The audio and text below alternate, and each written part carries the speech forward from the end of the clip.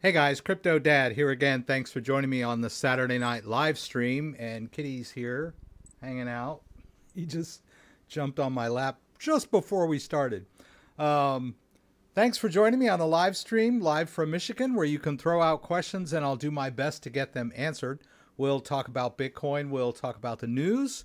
We'll talk about altcoins. Going to move some crypto around for you guys. And as always, I'll do my very best to get to your questions and see if we can't answer and troubleshoot your issues here live. Oh boy. Oh yeah, you got to see this one. What are we doing here? This one.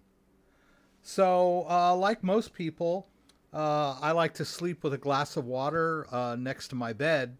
And Kitty has got into the habit of drinking the water out of my glass in the middle of the night. So like I wake up in the morning, I'm not sure, should I drink this or not? The cat may have had his tongue in there. So I'm working on solutions.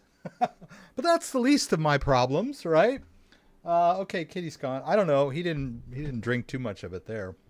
But anyway, it's good to have you guys here. Let's go back to this camera.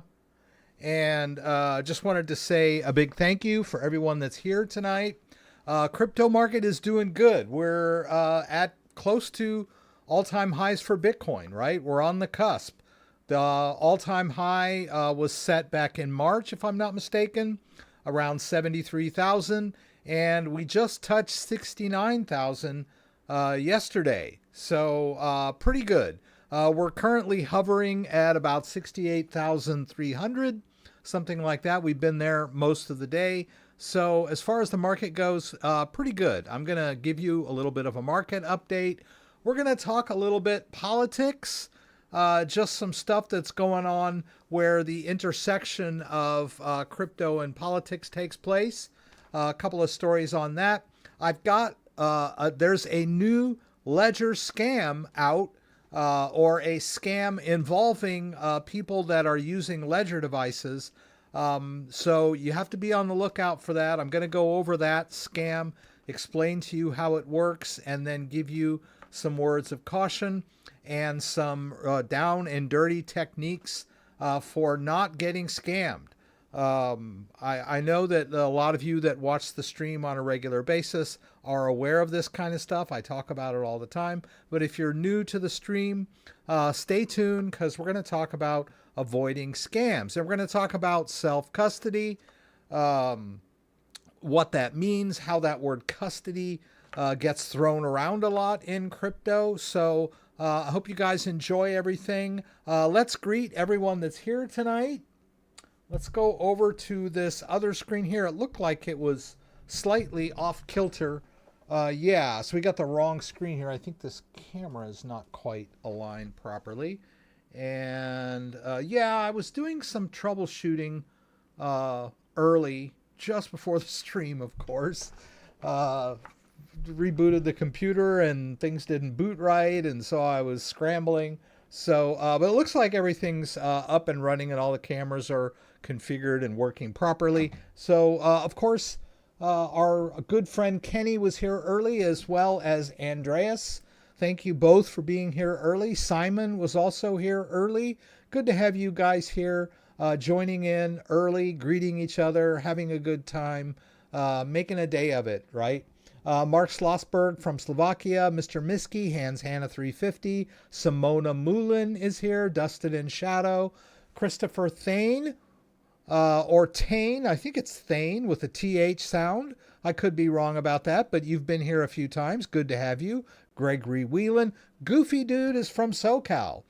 We started the stream in SoCal. I lived in Sherman Oaks at the time, and the first several years of the live stream from, well, the first couple of years from 2017 to July, the end of July in 2019, I did my stream from Sherman Oaks, where I lived at the time, and then we moved to Michigan in August of 2019, and we've been here ever since. So welcome from SoCal. Alina Haring from Kansas City. Go Chiefs. Cool. Good to have you here. Ron Leeson from the Netherlands. That's awesome. People from all over the world. Another man's point of view. Ampov is here. Everyone grab some protection. You're safe regarding crypto. That's right. JDO is here. Good to have you here in the stream tonight. JDO. George Achler from Germany. Good to have you. Jerry, Uma, Emmanuel. Oh, you live in Torrance. My parents used to live in Torrance. Not just in the corner of Torrance, in like the corner of Torrance where it intersected with Redondo Beach. You could walk from their house. You just crossed PCH and down to Redondo Beach. So yeah, it's a lovely, lovely area. So once again, thank you everyone for joining me. I just wanted to kind of give you guys a shout out. Most of you were here last week, and I went on a little bit of a rant about replacing old hardware devices, and I cut that for time. I cut about 10 minutes of that. You know, the rant went on for about 10 minutes. I cut that into a standalone video with just a couple of edits, and then posted it, and got a lot of views. It was crazy how many views I got on that video of me just kind of ranting, but it was good. So we might try a couple of rants tonight. I don't know. I can force a rant, but I did have some things I wanted to talk to you guys about face to face. We'll try that a little bit later after we get through the news. Just wanted to give you guys an update. We had a great day here in West Michigan. Look at this weather forecast. I asked this morning. The weather forecast was low of 39 degrees, high of 71 degrees. What a perfect contrast. You know, you got cool, cold mornings. You've got mild, beautiful afternoons. There's not a cloud in the sky today. We went down to East Grand Rapids to Gaslight Village. There was a little street festival going on, mostly beer tasting. I stopped drinking beer a couple months back, not because I had a problem with it. I just kind of got tired of it. So I'm getting old anyway, right? Anyway, I didn't drink beer that much, but anyway, so I didn't partake in any beer, but we ate some street food and had a good time. Checked out the high school down there, East Grand Rapids High School, and then we went down to Reed's Lake. I've got some pictures here of Reed's Lake. Just a gorgeous lake right next to I guess it's within the East Grand Rapids city limits. And we walked out onto this thing, which is really awesome. And there's a little tree here, and people fish from this little outcropping here. And my son and I were counting all of the fishing bobbers that were stuck in this tree. I think we located about 5 of them. So yeah, it was fun. We had a great day. It's just a beautiful day, and we came back, and here we are. And then, and we also went to Jersey Junction. Oh yeah, Junction. I don't know if they would have any. Yeah, Jersey Junction. Yeah, it's a little ice cream shop that was built in like 1963, also in East Grand Rapids, and they've got all these pictures in there of how things used to look back in the day. That's kind of what it looks like on the inside. Just a cool little place. We had a great day, guys. I hope you had a great day. If you've never been in the stream before, we've got the description. If you don't see everything in the description, click show more. You'll see more. Check out everything I've got in the description, what we're going to talk about, an agenda of things we're going to do. My latest video, which was more technical than the rant, which was how to manage a passphrase using a Ledger Flex or a Stacks. It's very similar on both devices. You might want to check out that video. And then some affiliate links if you're interested in any of these hardware wallets we're going to be talking about tonight. I've got affiliate links. I would appreciate it if you would use my link, even if you're just going to check out their webpage. And yeah, a bunch of affiliate links, and then the news stories that we're going to cover. I've got them all linked here down below if you want to read them in more detail. So let's go ahead and jump into the news. And after the news, I'll do a quick transfer. First mover, America's BTC flirts with 68K. As I mentioned, we hit 69 briefly yesterday, 69,000 K for one Bitcoin. And also, shout out, congrats to my good friend Aaron, who sold one Bitcoin yesterday. I'm so proud of her. I first met Aaron back in, I believe, 2018, and we do one-on-one sessions. I helped her manage crypto, manage her ledger, and she's very intelligent, very smart, and very meticulous about everything she does, but she didn't know that much about crypto, and I walked her through a bunch of things over the years, and she finally sold one Bitcoin, and she still has some crypto, but now all of the money she put in to her portfolio is now out, right? Everything else that she's holding now is pure profit, and she did pretty well, because I don't know exactly when she acquired the entire Bitcoin, but it was around 2018, 2019, back when Bitcoin was probably between 15,000 and 20,000, somewhere in there, over the, average wise. And then, here Bitcoin was 68,000. She sold at a profit, and I'm really proud of her. She showed me the trade.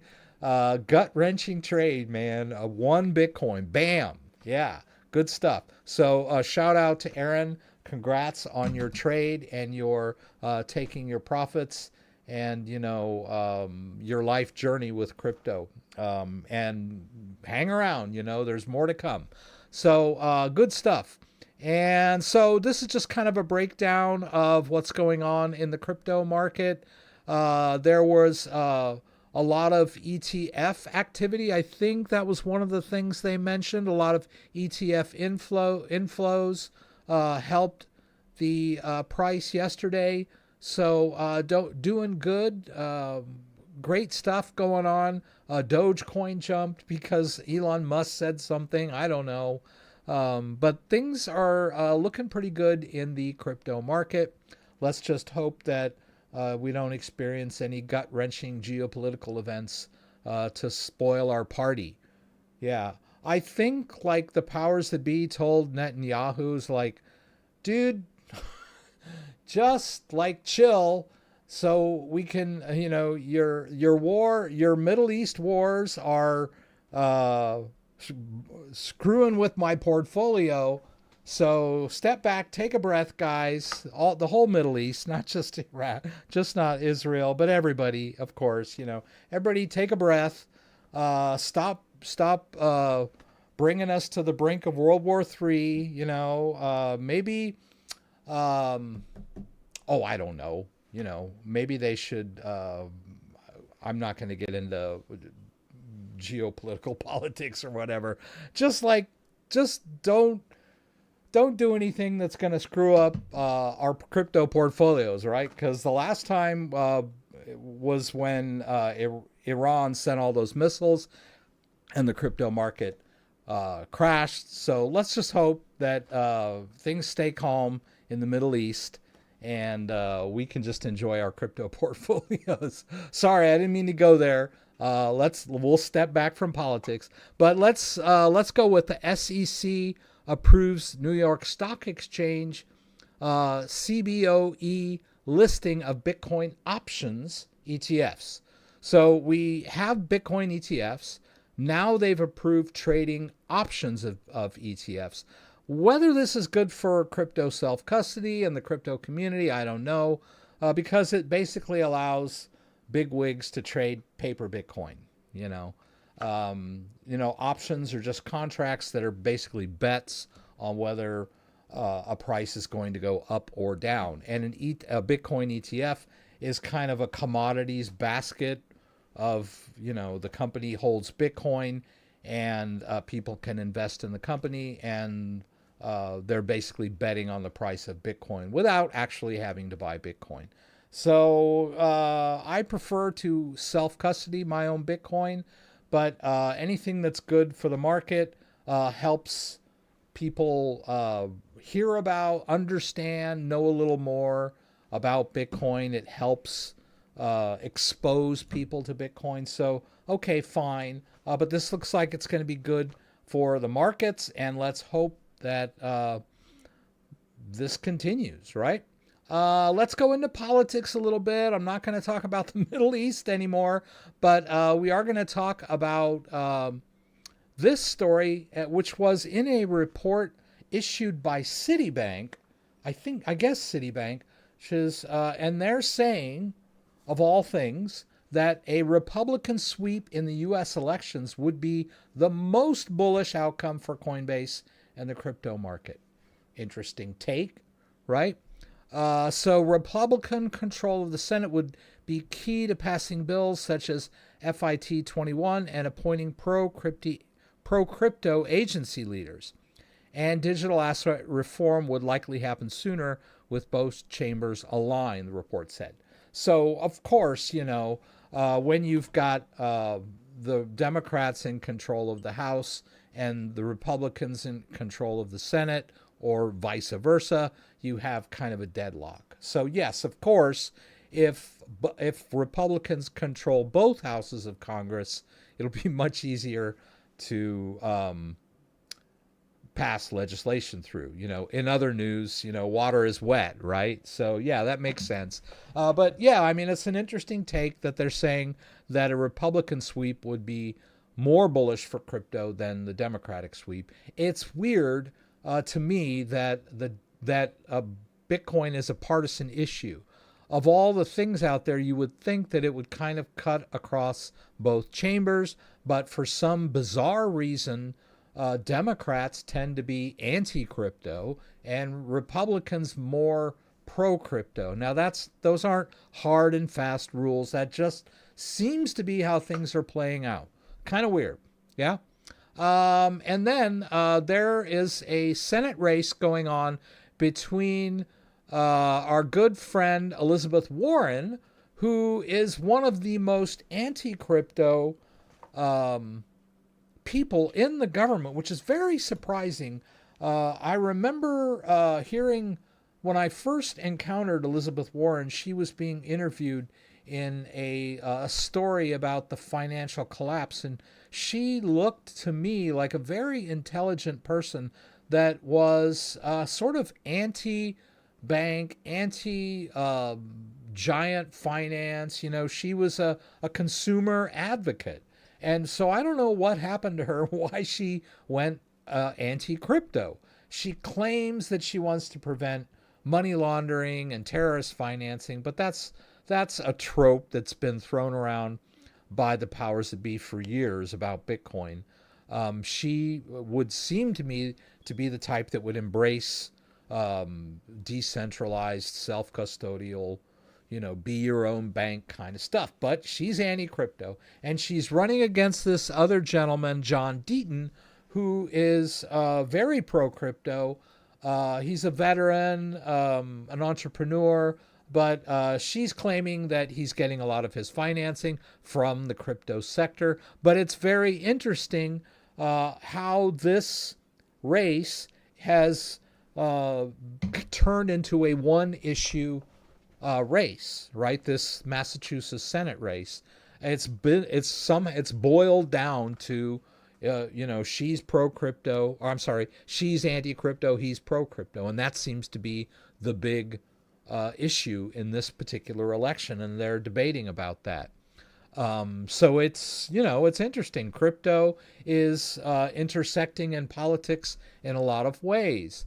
The bad news for those of us in crypto is that she has a 20-point lead over him. But, I find it kind of interesting that she might lose her Senate seat because of her crypto stance. Seems like, if anything, that seems to be what most people are against with her. They don't really care about any other things that she's behind or supports or whatever. environmentalist. She's probably got a lot of great things that she's championed in her life and in her career in the Senate. And now it's all boiled down to her crypto stance. I find that kind of interesting. All right, so I'm going to go over this news story a little bit. I'm going to go over this news story a little bit. Ledger unveils new global headquarters in Paris. I had somebody in the comments saying, this is the comment. I heard Ledger was going broke, and that they're on the outs, and I was like, I don't think so, right? Hey, Ann Q Tran just subscribed. Thank you very much. I'm pretty close with them.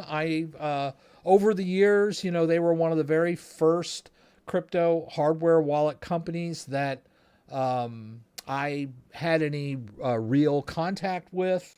And over those many years, I have gotten to know some of them. I've met Pascal. I know Ian Rogers a lot better than I know Pascal. Pascal could probably see me and know me, and we've spoken a few times. But really, I'm closest with Ian Rogers, their head of Ledger Experience, and I've spoken with Charles Gurrier, their CTO. So I knew, and they invited me to the grand opening of this. It was on October 16th. And I was like, it would be great, but I can't really, my kids are in school and we can't really afford to fly to Paris. But it would have been awesome if I could have gone. But they've just opened this new office, and this story is really incredible. I mean, this office space is huge.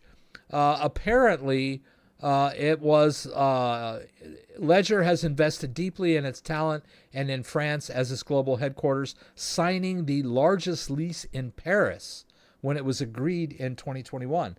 They've got like this huge office space right in the center of Paris. And what's really cool is that there's like a dome of some kind. Let me see if I can find that. God, there's a cafe. Yeah, here it is. A 360-degree rooftop with a view of the entirety of Paris, including the Eiffel Tower, Pompidou, Sacré-Cœur. I'm terrible at French. Also featuring a full sound system and vintage Citroën security van transformed into a bar, a basketball court, Parisian-style terraces, a Ledger shop to purchase exclusive products, a music room, a game room, a podcast and recording studio. They are not anywhere near going broke. They still are one of the leading leaders in hardware technology. They get a lot of, there's still a lot of Ledger bashers out there. Bashing Ledger, saying that they're stealing your private key and that, there's back doors and all this crap. And I still get that in my comments. But most of the people that really understand and follow and use crypto hardware wallets know that that's just a bunch of FUD. But anyway, I just wanted to bring up this story. This is really incredible. And this speaks to the revolution in self-custody that's going on out there, right? Ledger is really moving up in the world. Now, I wanted to touch on this scam. I've got it linked in the description down below if you want to read the entire story. But here's what's happening. People are receiving emails from Ledger support. This is an actual Ledger support response, right? The real deal. But the reason why these people are receiving this email is because the scammers have emailed Ledger for support using the victim's email. So I'm not sure exactly how this works. Some kind of email spoof of some kind, but they sent an email to Ledger for a request for support, and so the victim The scammers send the email, the victim receives the response, right? And now that the victim has received a bona fide original, legitimate email reply from Ledger, something clicks in their brain. Uh-oh, what happened? What's this? This is real, obviously, right? If you read the entire email, it's obviously from Ledger. But here the trap is set, right? Now the unsuspecting victim is wondering what triggered this, right? So now this leaves an opening for the scammer to call the victim claiming to be from Ledger, following up on this legitimate support ticket. So it's getting bad, guys. It's getting really bad. You have to be on your guard. Please don't fall for any of this stuff, right? So there's a couple of links in this article here that were given by Ledger support. So I'm going to go over these real quick with you guys. The malicious actors open a case at ledger.com using the victim's email address, triggering an automatic email. The scammer follows up with a misleading phone call. This is an attempt to trick the user into revealing their 24-word recovery phrase, a practice we strongly advise against, right? So here's how you combat this. Disregard unsolicited communications. If you receive an email about a support case that you have not initiated or experience any unsolicited contact from Ledger via phone, text, email, or other channels, hang up immediately and do not interact with them. First and foremost. Ledger's communication policy. This is very important, guys. Ledger does not and will not contact users directly through phone calls and or text messenger. There it is in black and white. Ledger will never call you. They do not offer phone support of any kind. I've heard a few people somehow managing to get through to them. But they're never going to reach out to you, right? You're never going to get a call from Ledger. We only provide support via opening a support ticket using the Contact Us button on support.ledger.com. Okay, and then here we go. This is the important one. Keep your recovery phrase safe and offline. Avoid entering or sharing your 24-word secret recovery phrase anywhere other than directly into your Ledger device. This is very important. I had my good friend that I told you about. He had somebody calling him on the phone pretending to be from Coinbase. This is a slight variation on a scam like this. But he had my friend, the victim, he sent him a link which he logged into. And so it started with the phone call, and then the scammer got him convinced that it was a legitimate call, and then he sent him a link. I think it was a text link or an email link or something, and got my friend logged into what looked like a very official web page. And then he was asked to enter the seed phrase into the web interface, right? And he said, my friend said, look, I know I'm not supposed to give out my seed phrase, but I was convinced that I was on their official site. And I, thought I was supposed to put it in there, right? You will never, ever, ever, ever be asked to enter your 24-word seed phrase into a website. Never type it in anywhere for any reason.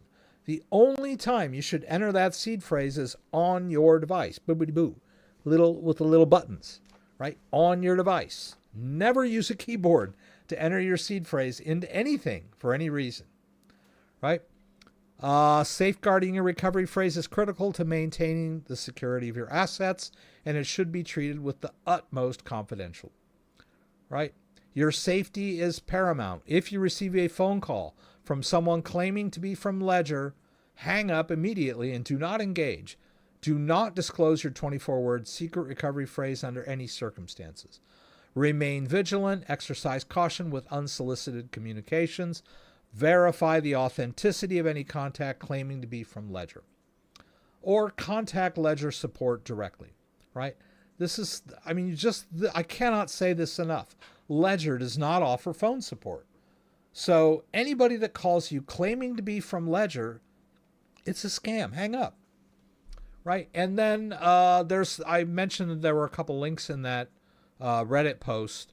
This other link here is also a link provided by Ledger, which I guess I'm at the bottom of here.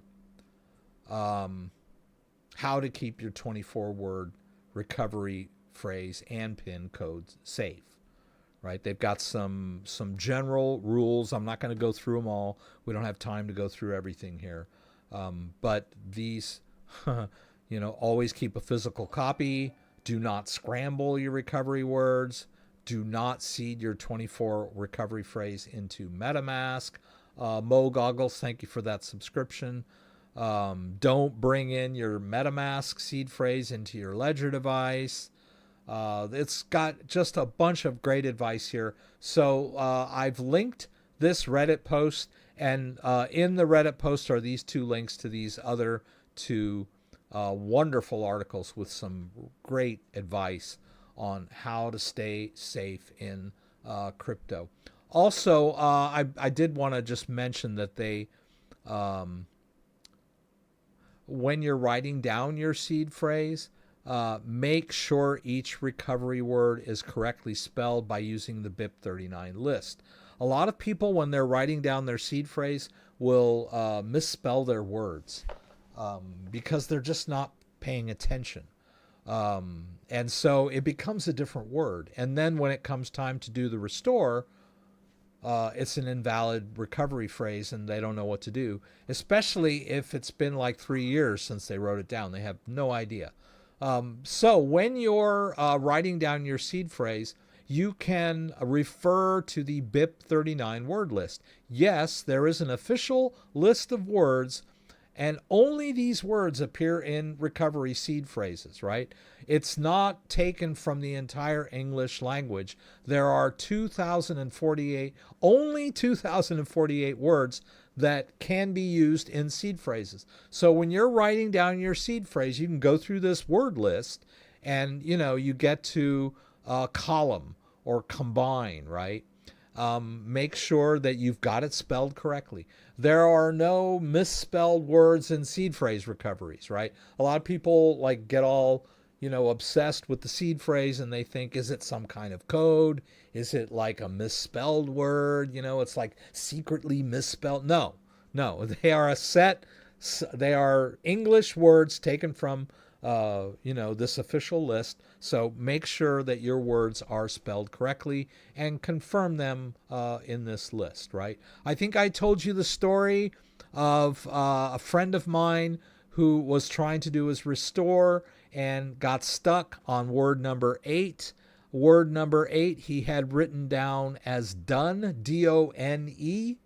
And then we looked in the list and there is no done in the list, right? And then, so I looked at some 4-letter words that were similar and we stumbled on Dune, D-U-N-E. And I said, perhaps when you wrote down the word Dune, you wrote it quickly and the U looked like an O. And the correct word is Dune, not done. And as it turned out, that was correct. And he was able to regain access to his crypto. Gut-wrenching experience. It was all his retirement. Just because he had written the word down incorrectly. We were lucky. A lot of people aren't. Always write your seed phrase down carefully. All right, so let's see now. Let me catch up. Like I said, thank you everyone for being here tonight. Dan is here tonight. Good to have you here, Dan. Paul is here. Good to have you, Paul. Okay, so Guys just here talking a little bit. Money is what happened to her. Yeah, Mr. Miskey, that's good. Looks like I'm blocked. I don't think you're blocked, Amsterdam, Holland. As far as I can see, it looks like you're still in good graces on this. I can see you, Amsterdam, Holland. Are you saying that you're... let me see if I can look over here. I can see you in the chat. So I don't know, you know, and I'm looking at the official chat over here. So it looks like you're coming through. I don't know. But if you are blocked or whatever, I'll figure out what's going on. But I don't think you are. Oh, wait. Yeah, I see you. Yeah, if I were to block you, it would be like hide user on this channel or report or remove. And I haven't done that. I don't think anybody else has. Anyway, so let's get into a movement, right? So what I'd like to do, and I did this before, we have our computer, this is my phone. We got the Tangem wallet, and I get payouts in Tether, but it's Tron-based Tether, which is a little difficult to deal with. But, you know, I wanted to just a quick demo of how we can move crypto from one place to another. So what I'm going to do is I'm going to take this Tether, I'm going to deposit it in my Kraken account, and then we're going to swap it for Bitcoin on Kraken, and then we'll move it from Kraken over to my Ledger wallet. Right? So you can see a transfer taking place. We're going from self-custody to an exchange, which is managed, or custodial, however you want to think about it. And then once we do our swap, we'll make the withdrawal from the exchange back to our own wallet, and we'll put it in our Ledger wallet, just so you can see how things go back and forth. So we need a destination. And I can't put this in Coinbase because Coinbase does not support Tether.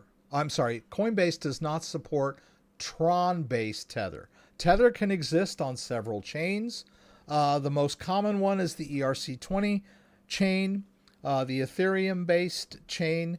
You can deposit ERC20-based Tether on Coinbase, but not Tron-based Tether. Not Binance Smart Chain based Tether. Those are more commonly supported in Asia, but Kraken supports Tron based Tether.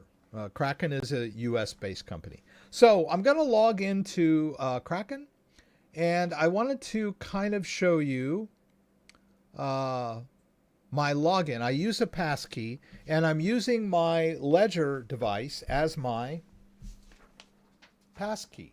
I can also use my Google Authenticator, but I'm going to plug in the device. I'm going to enter the PIN. Let's go over here.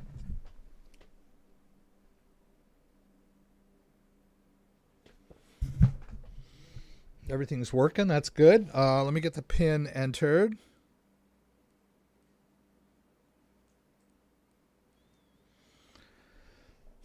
All right, so I want to be in the security app, the security key app, right? I'm going to get in there, all right? And then we're going to go over to Kraken.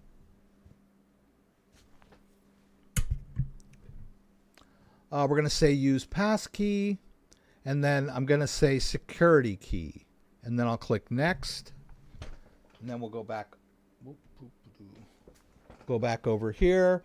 And here is my Ledger Stacks device acting as the passkey, right? So I'll hit login like that, and boom, we're logged in. Pretty good stuff. I couldn't get over here quick enough to see you do that, see it happen, but I'm in, right?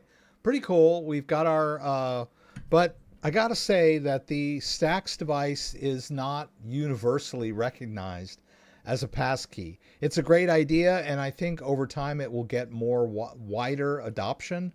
It doesn't work with Coinbase. I've tried it. Coinbase tells me it's not a valid device or whatever when I try to set it up. But Kraken, it works great. It's a good example of how to use the security key app. So we would like to transfer some crypto into the account, and our asset is US Tether, right? And network, right? So we choose the network. This is very important. We're choosing the Tron network because that's the format that I have mine in, right? There it is. So what we're going to do is we'll tap, and we're going to say send. This is me. Now I need a destination. So I'm going to tap that little QR code in the top right corner up here, and it's going to open up my camera, and we'll scan that QR code to get the Tron-based Tether address of my Kraken account. All right, we'll go next. I'll send it all, and then I'm going to tap next, and oh my God, I don't have enough Tron. Ugh, doggone me. Oh, every time we want to do this. Yeah, I want to stop. Okay. Ugh, what a bummer. All right, let's see. Do I have anywhere else that I can use? No. Okay. Okay. Nah. All right, so we got to think on our feet here. Let's put some Solana in here. Let's hit receive. Let's go ahead and share that. I'll share that with myself, so I can do it from the desktop, which you guys can see a little better. All right, there's the address. I need to send some Solana in there. Why am I sending Solana? Because I don't have any Tron. Let's go to Ledger Live. This turned out to be more complicated than I thought at first glance, but that's okay. We'll figure it out. All right, so we do have some Solana, or I'm sorry, some Solana. We don't have a bunch, but we got some. This is my stacks, Solana stacks, right? Luckily, my stacks is connected right now. We're going to go ahead and send it. Where are we going to send it? Well, we've got the address that I just sent an email to myself about. Here it is. Whoops. So that's the Solana address of my Tangem wallet. I'm sending some Solana into my Tangem wallet so I can swap it for Tron. Okay, we're back in Ledger Live. There's the address. We'll paste that in there. That's just kind of a warning. I know. It's not a deal breaker. Let's just put $20 worth of Solana in there. There it is. We need to authorize this on our device. All right, it wants me to open the Solana app. All right, and then it wants me to sign the transaction. So we'll do that. Okay. And then I'll hold to sign. I probably should have done this before we started, so would have made it a little less complicated for you guys. But yeah, there were a lot of ways that I could have done this, but I chose to do it this way. Now we need to go back over to the phone and wait for that Solana to come in. It shouldn't take too long, right? There it is. So what I want to do is I want to swap my Solana for Tron. It looks like I did this last time too. So I'll go ahead and just do the max amount, and so I can get some Tron into this wallet, right? I need it for my fees. That's why I couldn't withdraw that Tether without enough Tron. All right, now we can get rid of that. Let's hit swap. We're going to need to hold the card up to the back of the phone. All right. There we go.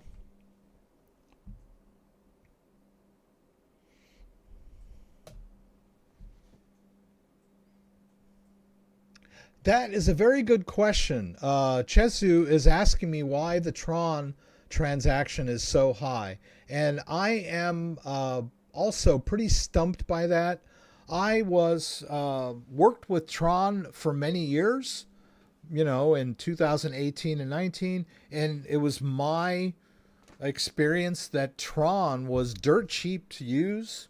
But for some reason, when I'm using the Tangem wallet to transfer Tron-based Tether out of the wallet, the Tron fees are really high. I really don't know why that is.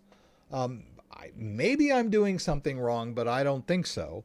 I'm not really sure why that the Tron fees are so high. It's a very good question. But they are. And it is kind of distressing to me that I have to keep priming this wallet with, Tron so that I can make these withdrawals because, I'm getting paid in Tron-based Tether quite often, which is one of the reasons why I decided to do this with you guys. So if we go in here, I was trying to get into the swap. Is this it? I think this is the swap that we just did. Yeah. So you can see the progress here. They're using Changelly. And this is also the reason why I did not swap my...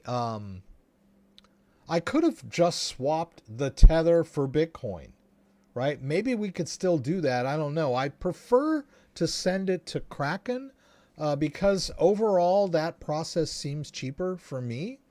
You guys might think, oh no, it's probably better if you just swap your Bitcoin, swap your Tether for Bitcoin in the Tangem wallet. The only problem that I have with that is Changelly. Changelly has a bad reputation. Not sure. A lot of people claim that they're scammers. They are not scammers. They're a legitimate exchange, but they do have a bad reputation for flagging transactions that look suspicious and holding people's crypto, as opposed to simply rejecting the transaction outright and not allowing the person to do the swap. If someone comes in and tries to swap Bitcoin for Tether, the way Changelly works is you have to make a deposit into their service. They'll do the swap and send you the results. So what they'll do is they'll hold your Bitcoin, or they'll hold, usually it's Monero based, like you're trying to sell Ethereum for Monero or Bitcoin for Monero, which looks suspicious, and then your transaction gets hung. Regulatory wise, AML, anti-money laundering, some people have gone months to get their original crypto back. So a lot of people complain about Changelly. So while we're waiting on that, everything's on hold. Man versus machine. How can I retrieve my crypto if I have lost the Tangem ring and both the backup cards without the 24-word phrase? Well, you have, interesting, you have painted yourself into a corner and covered all the bases there. So let's go back to that. So your question is, how, and my head's in the way,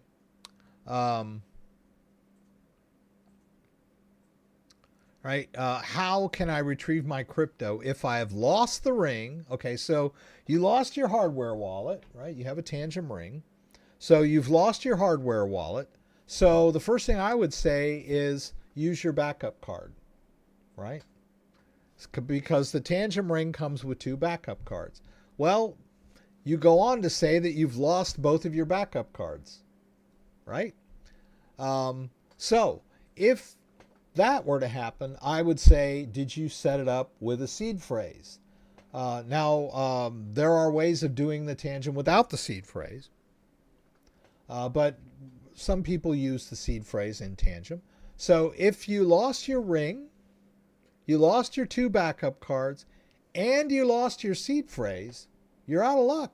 That's it. That's crypto right there. You have to keep track of this stuff.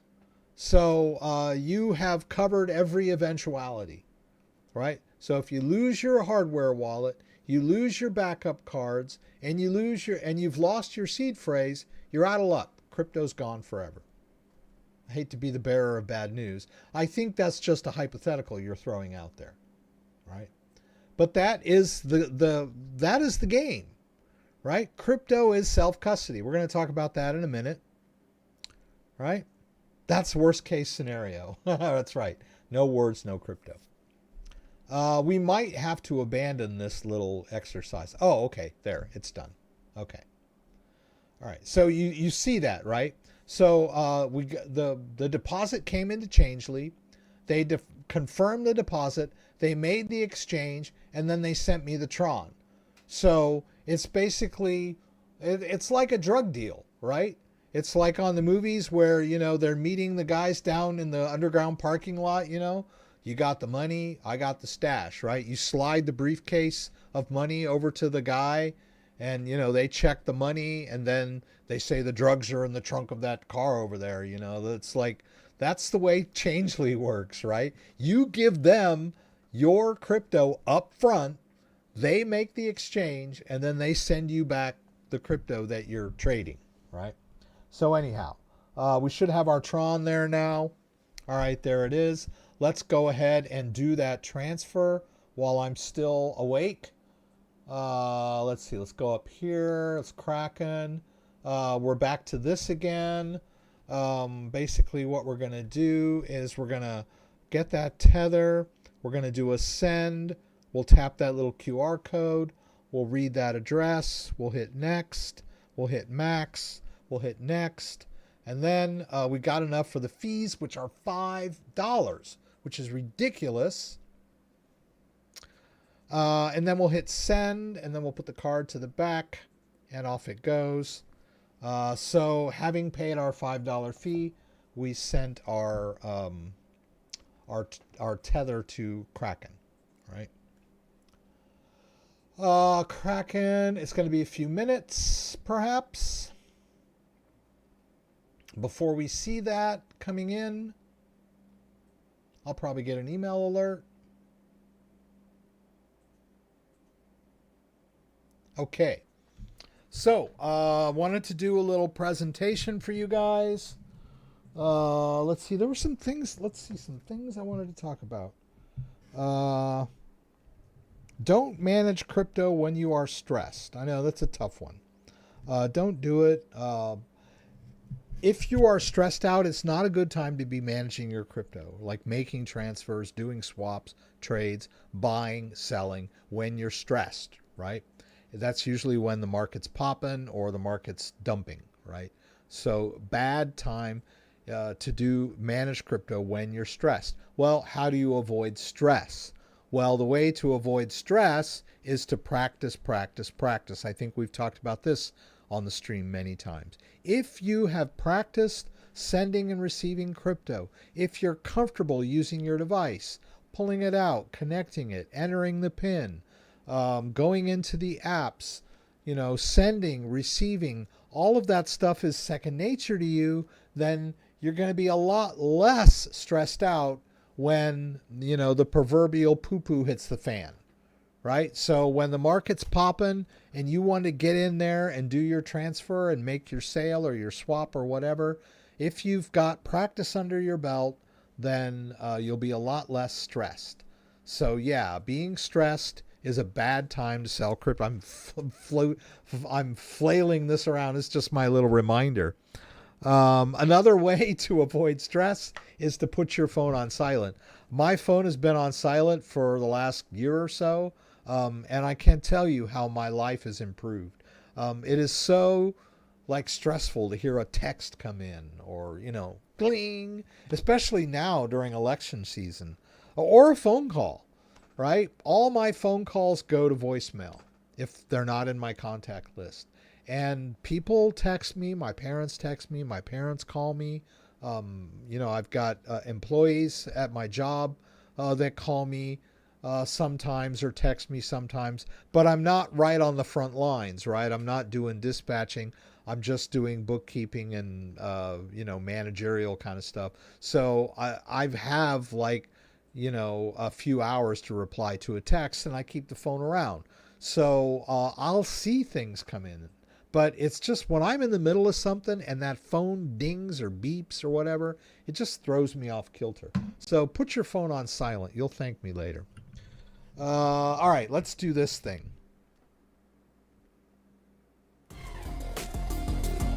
I thought I had done this.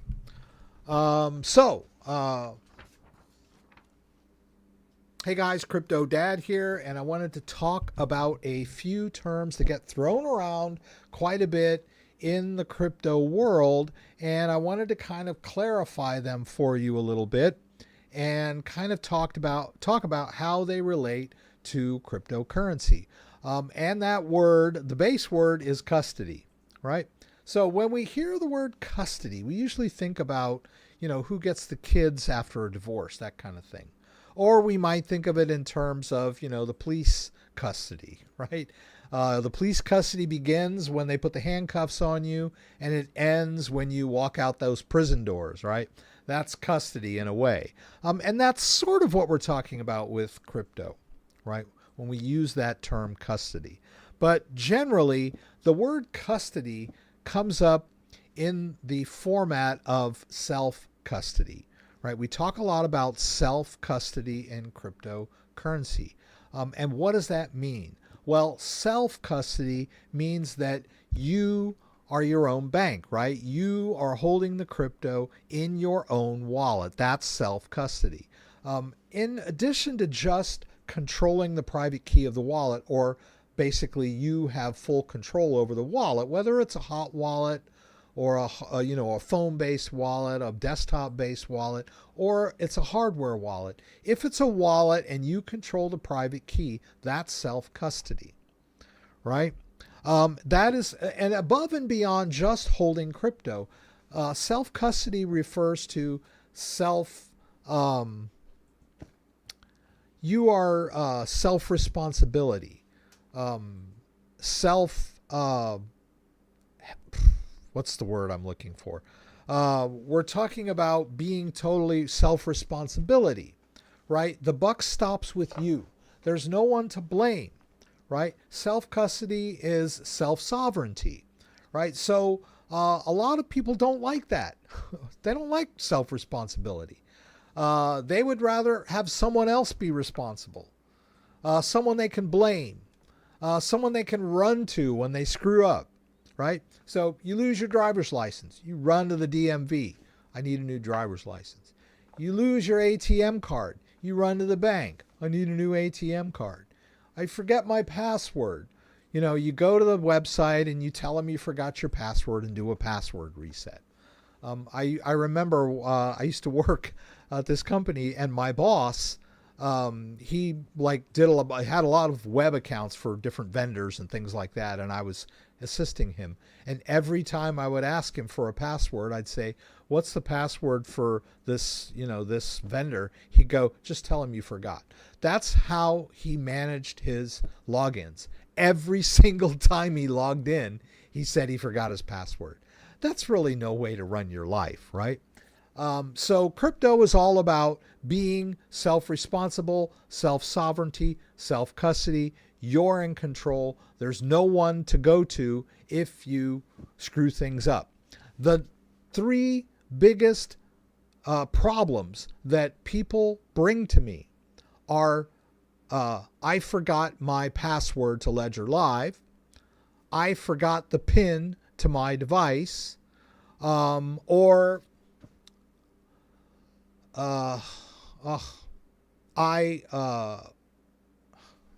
doggone it.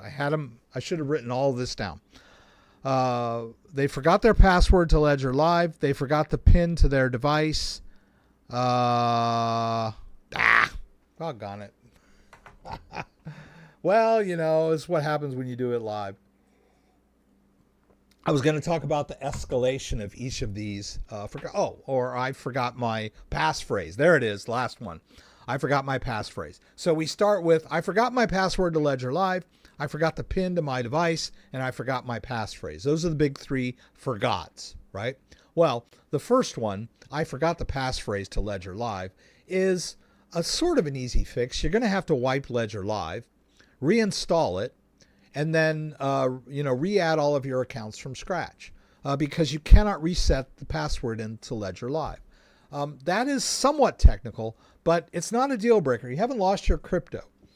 And then if you forget the PIN to your device, well, that's a little more extreme, right? If you forget the PIN to your device, you're going to have to do a reset on your device by entering the PIN incorrectly 3 times, which is usually where they're at, right? I forgot my PIN. I've tried twice. Now it's telling me it's my last chance. Well, you're going to have to reset that device, reboot the device in factory mode, and restore from your seed phrase. And that's somewhat technical, right? You stand a chance of screwing things up, right? Maybe you wrote that seed phrase down wrong. Maybe you can't find that seed phrase. So, but it's not impossible, right?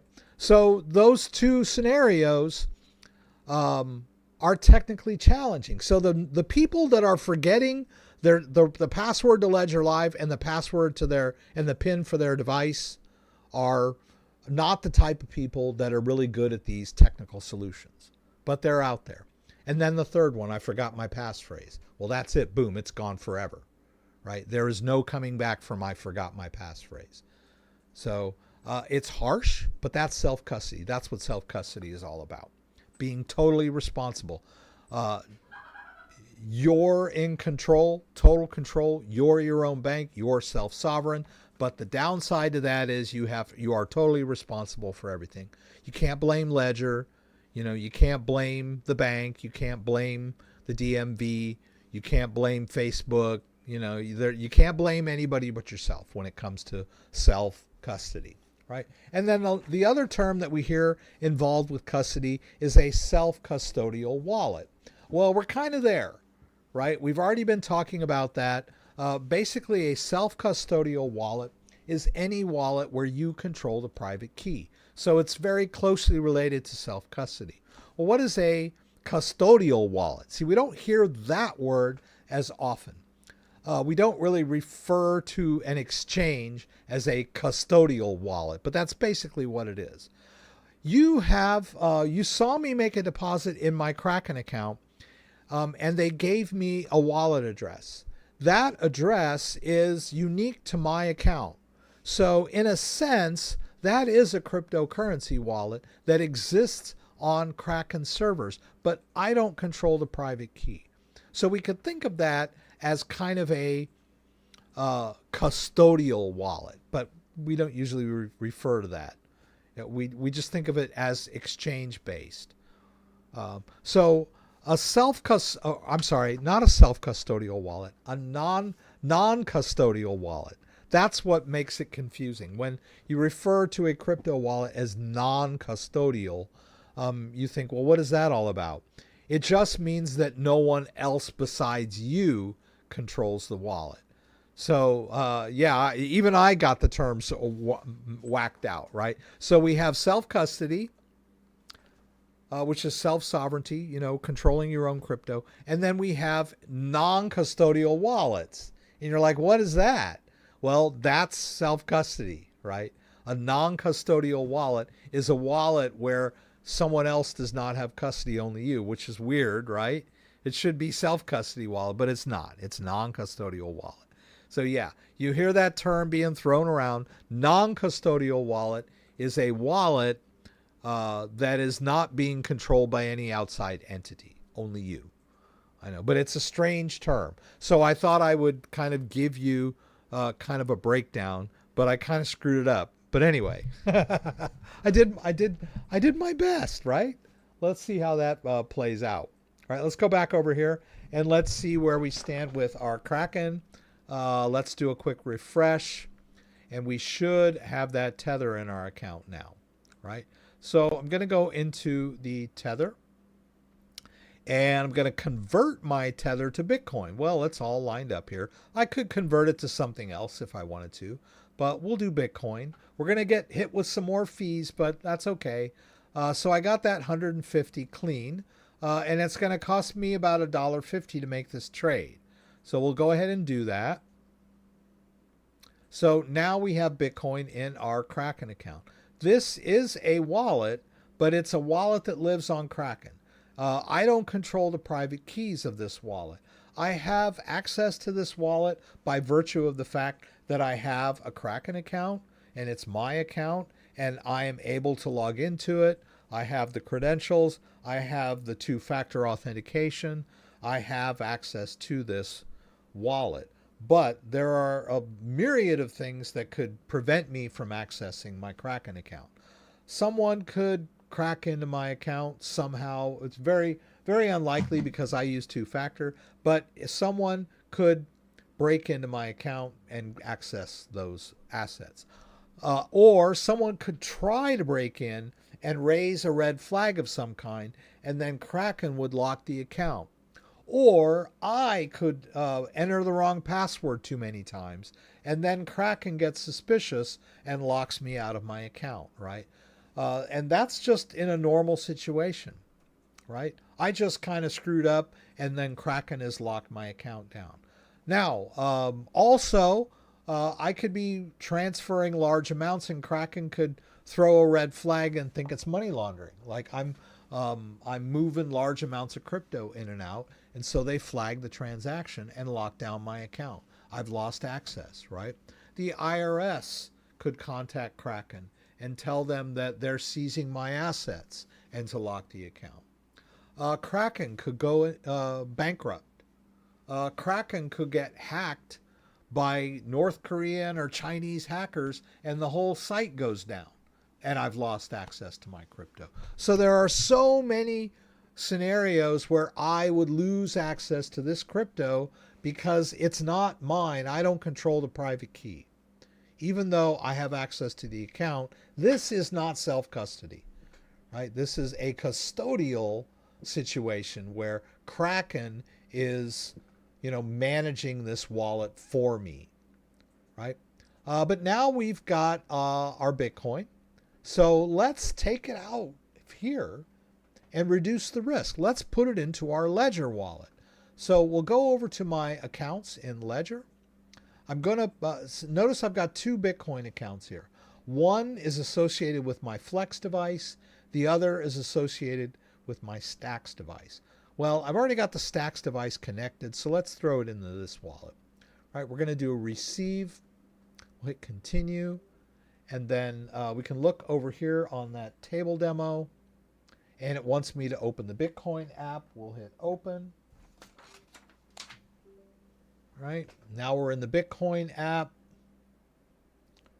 And let's turn this thing off. We don't need that anymore. Now it wants me to verify the Bitcoin address. Right, this is just the hardware check. Right, there's the address. All right, let's go back over here. I'm going to grab this address.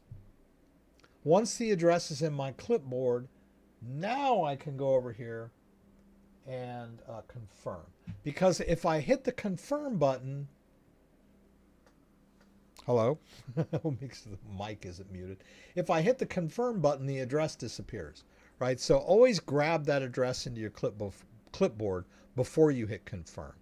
Now we can go back to Kraken and we'll go into the Bitcoin account and we'll withdraw to the Bitcoin network. And if I've never withdrawn to this particular address before, I would need to add it. But I have withdrawn before to my Stacks. I should have a Bitcoin Stacks address. Doesn't look like I do. Okay. Well, all right then. Let's manage addresses. We're going to add a new withdrawal address. We'll call this one Ledger Stacks Bitcoin, because I may have another Ledger Stacks in my Kraken somewhere for some other crypto. And then we'll paste in that withdrawal address. And keep in mind that every time you use a Bitcoin wallet, it's going to generate a brand new address, right? That's the way Bitcoin wallets work now. However, you can still continue to send to previous addresses if you want to. All right, let's go check our email. There it is. Confirm that address. All right, and now, actually, we'll just go back here. And now that address should be in here, wherever it went. Is it just me? Is it not there? Oh, there it is. I saw it. Ledger Stacks Bitcoin. All right, we'll send it all out. Let's hit withdraw. Let's see the fee there. Let's just double check that fee real quick. What are they charging me to withdraw? $1.36 to withdraw. Always keep these in mind. A lot of people get mad about these fees. It's just part of life, right? Dealing with crypto. Let's hit withdraw. Off it goes. Successful, and we'll just wait for it to come into Ledger Live. So I know this took the whole period to get through, right? We wanted to do it right after the news, and here we're finally getting it done.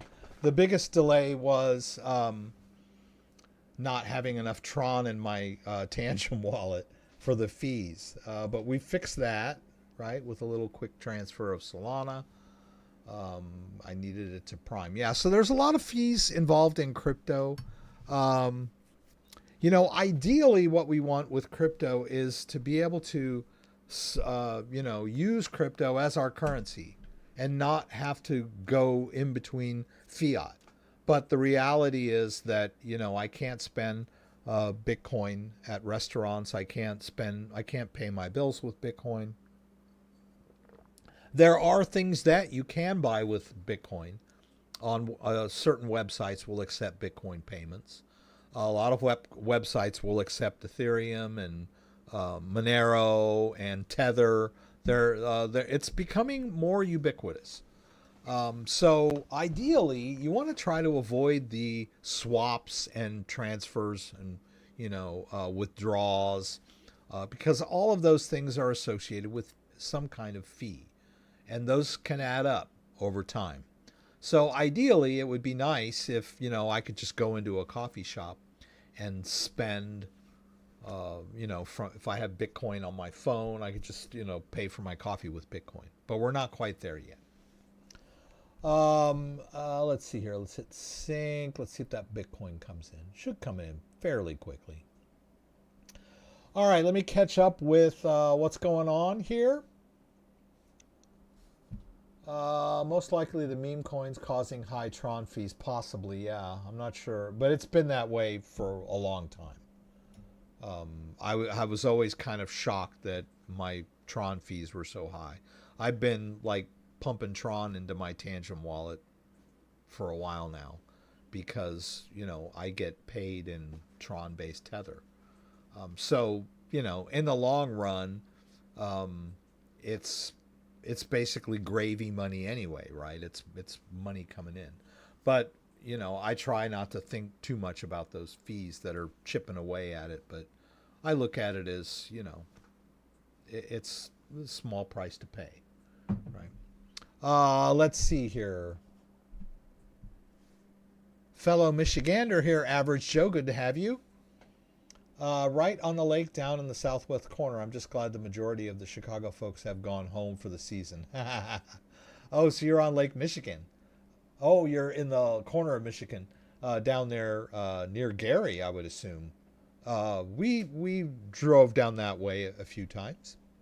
Beautiful state, Michigan. You should do a video and tell people about UTXOs. We'll need to know about them in the future. Yeah, I haven't done a standalone video on UTXOs. You can manage them in Ledger Live. I generally don't worry too much about them because I don't have a wallet. I'm usually sending Bitcoin in and out of my wallet. So I don't accumulate a bunch of UTXOs. UTXOs or transaction, it's kind of a transaction register on the blockchain. They will accumulate if you're feeding Bitcoin into your wallet in small amounts over time. You'll accumulate a whole bunch of them. And when you send out a Bitcoin transaction, the wallets work in such a way that they have to consolidate all of those. It's almost like, if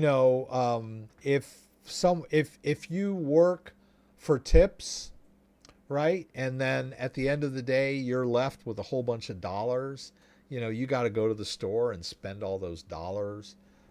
Although, the analogy falls apart, because if I go into a store and say, hey, can you give me a 20 for all these ones, they generally are not going to charge me. Although they might ask me, they might say you have to make a purchase, right? So, I got to buy a pack of gum to, get all my money changed or whatever.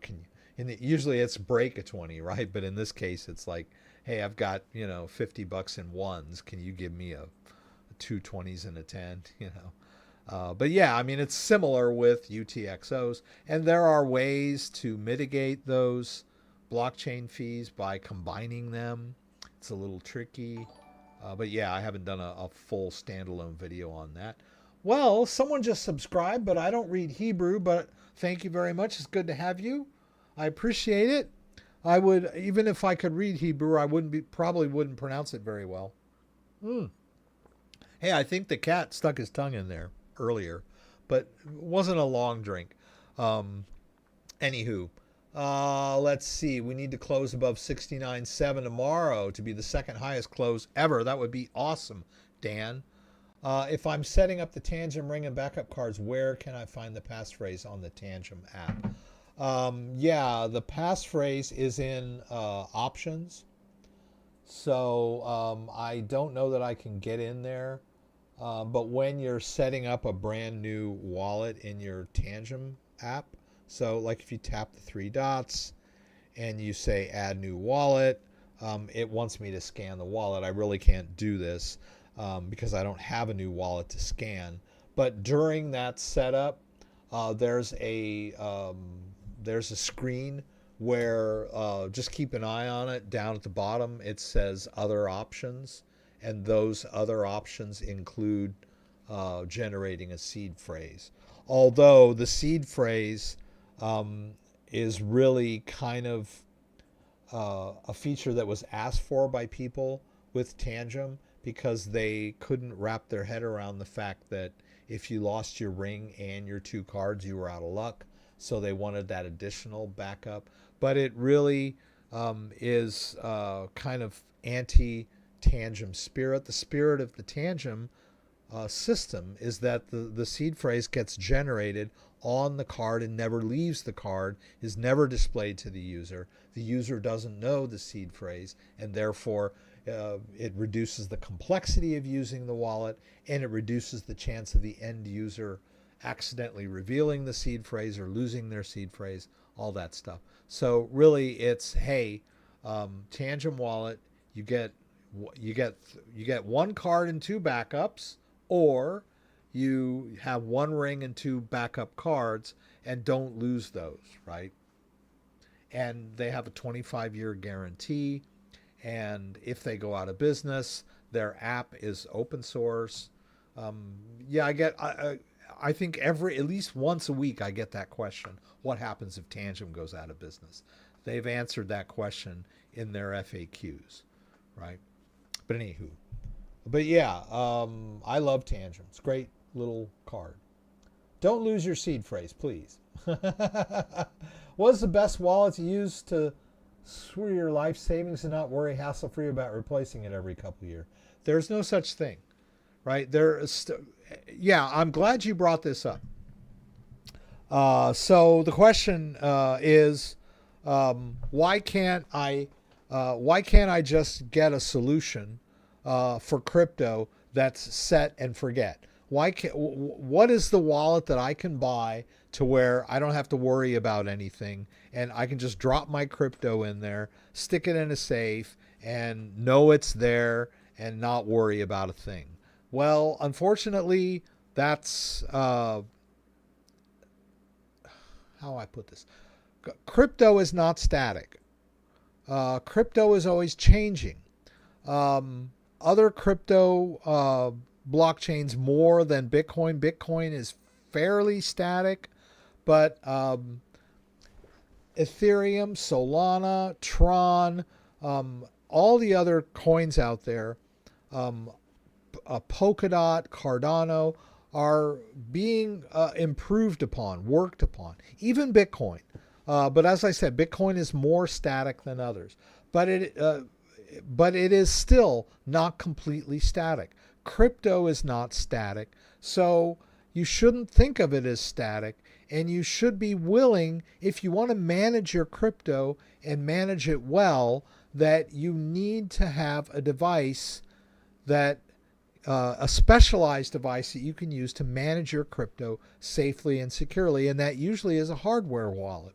Now, if you want static, that seed phrase that you're given when you set up your wallet is probably the most static thing of all.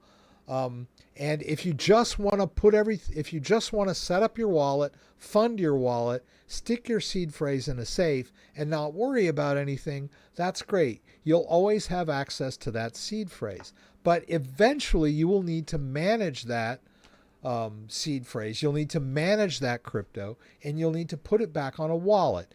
If you pull out that wallet that you originally used to generate that seed phrase and you haven't updated it at all, it's probably going to be hopelessly outdated if it's been 3 or 4 years. That's just the nature of gadgets. That's just the nature of the changing face of blockchain technology, right? It's not something static. It doesn't just sit there.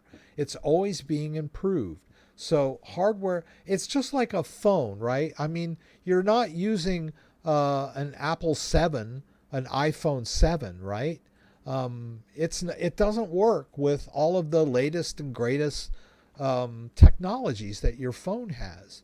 You know, all of the latest apps, all of the latest functionality requires you to have a device capable. The same with a computer, right? Computers have sort of hit a plateau over the last several years. So you could probably have a computer for 5 or 6 years without getting a new computer. Back in the early 2000s, computers would kind of get outdated after a few years. A Mac was good for about 7 years. A PC probably needed to be upgraded in some way or form every couple of years. So crypto wallets, they're the same, right? But that's a good thing. You want a crypto wallet that changes with the times, that adapts to all of the new technology. You want your wallet to be that way. You shouldn't think of it as a chore. But yes, ideally, if you have a crypto wallet, you need to bring it out and run updates on it at least once a year. Make sure the firmware's up to, whether it's a Trezor, whether it's a Ledger, whether it's a Keystone, whether it's Tangem is pretty static. That's one good thing about Tangem, right? But you do want to keep your app up to date. But to your question, probably for you probably want to go with the Tangem. It is the most static of the wallets out there. But it is also kind of the least flexible wallet, right? There's not a lot of third-party wallets out there that support Tangem, right? So if you're dealing with the latest and the greatest and you want all the coolest newer cryptos, you might, and they only have third-party wallets, Ledger's your way to go if you're a crypto aficionado. If you're a set and forget kind of guy, maybe Tangem is best for you. But remember, it is simple by design. It is a good use case wallet. I love Tangem, but you've got to keep your crypto wallets up to date. Tangem is constantly updating its app for more functionality. So as long as you're keeping your phone up to date, you're probably okay, with that Tangem card. It's got a 25-year guarantee. But I prefer, a crypto wallet that is more flexible, more powerful, supports more cryptos, that kind of stuff. And for me, that's a Ledger. But any hardware wallet should be kept up to date on a fairly regular basis, maybe once or twice a year. Don't just leave it laying somewhere, because you'll probably end up having to get a new one to get access to your crypto. But static storage would be your seed phrase. As long as you have the seed phrase, you're golden. Even if you have to run out and buy a new hardware device to manage that crypto after 5 to 10 years or whatever, your old hardware device doesn't work anymore because you didn't keep it up to date or whatever, or it just got obsolete. Well, even if you keep them up to date, they're eventually going to get obsolete because technology advances, crypto advances, crypto technology advances. We live in a technologically advanced society. That's part of what life is, right? So, yeah, I get it. You want it to be simple, not to worry about it, right? But, yeah, that's my spiel on crypto updates, hardware wallet updates. Hardware, firmware, app updates, and software updates. Make sure you get those all taken care of. Let's go back and see where we stand. If there's any burning questions. Oh, let's check our Ledger Live. There's that Bitcoin. Now it says it's 145 Bitcoin, $145 worth of Bitcoin. I know we had $150 worth of Tether in our account. We swapped it for Bitcoin. That cost us like $1.36. And then we had the swap cost us $1.50. The withdraw cost us $1.36. That's like $3 there. So we lost a little on fees. And you also have to remember that the way that the current dollar value of Bitcoin showing within Ledger Live, they use a different system to get that dollar value than maybe Kraken does. And the price of Bitcoin might have fluctuated slightly too. So don't get all hung up on the exact dollar value of your Bitcoin. Look in terms more about the amount of Bitcoin that you have. Oh, you can't see it because my head's in the way. Right? So we got the Bitcoin received, 145.15 in US dollar, but really the important thing is that I have 0.00212228 BTC in my wallet. That's the important part. The one thing that I really do like about Kraken, the fact that they save your addresses and you can label them. Yeah, that is nice. I've had my entire crypto holdings on a Trezor wallet since 2018. Just got to have a place to keep your recovery seed safe. Yeah, I mean, the Trezors have firmware updates and software updates. But like I said, if you have your seed phrase, when you need to manage that crypto on your Trezor and you connect it, it'll probably just tell you to run the firmware update. You can do that. And then it'll probably tell you your Trezor suite needs to be updated. You can do that. If it's an old Trezor 1, I would recommend upgrading to the latest technology, right? Just like I like to have the latest phone. I like to have the latest computer. I did that rant about, getting rid of your old hardware wallet that doesn't work anymore, dim screen, stuck buttons, that kind of stuff. But a lot of people ask me, hey, what if the wallet works just fine? And I don't mind doing slight repair. Well, some people have no problem with replacing their screen. Other people don't want to mess with it. But the wallets themselves become obsolete over time, just like your iPhone 7 or your old Windows 95 computer. For your own benefit. If you're managing your life-changing crypto investment, your generational wealth, you've invested $30,000 in crypto and you're hoping to see that become $500,000 in the long run. why are you worried about spending $150 on a state-of-the-art device to manage that crypto? Doesn't make sense to me, right?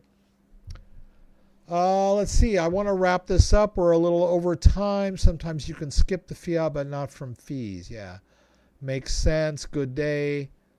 Pontiac, Michigan. Good to have you here, Hazel House. Just got your Tangent ring. Pretty nice hardware. Yeah, I think the Tangent ring is awesome. Yeah, it's really cool. Stylish looking. Everything. You can always use the living room of Satoshi to pay many of your bills using crypto. Yeah, that's right.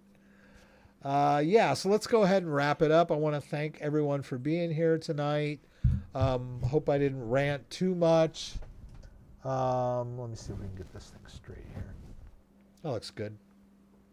Once again, I want to thank Kenny for being here early. I want to thank Andreas for being here early. Simon and Mark Schlossberg. Thank you guys. Always good to have you here. Thank everyone. Dustin and Shadow, thank you for being here. All the people that are members. By the way, I did post a video, members only, for the first 24 hours.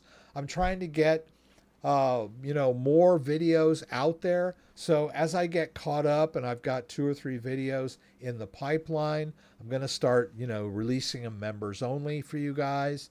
So because, you should get some benefit from being members, I want to try to, thank you guys by giving you, basically sneak previews of my videos. So I'll try to do that more. Thank you, Dan and JDO, both of you, for moderating tonight. I appreciate it. Thank you, Man versus Machine, for your generous donation. Thank you, everyone that watched and just kind of hung out. I will be here next week, 6 p.m. Eastern Standard Time. Please join me again for the live stream from Michigan, where you can throw out questions, and I'll do my best to get them answered. If you like this video, give me a thumbs up. If you'd like to subscribe to my channel, I would appreciate it. When you subscribe, there's a little bell that you can click that will allow you to be alerted whenever I post new content. Once again, thanks for joining me, and hope to see you again soon. Good night, everybody.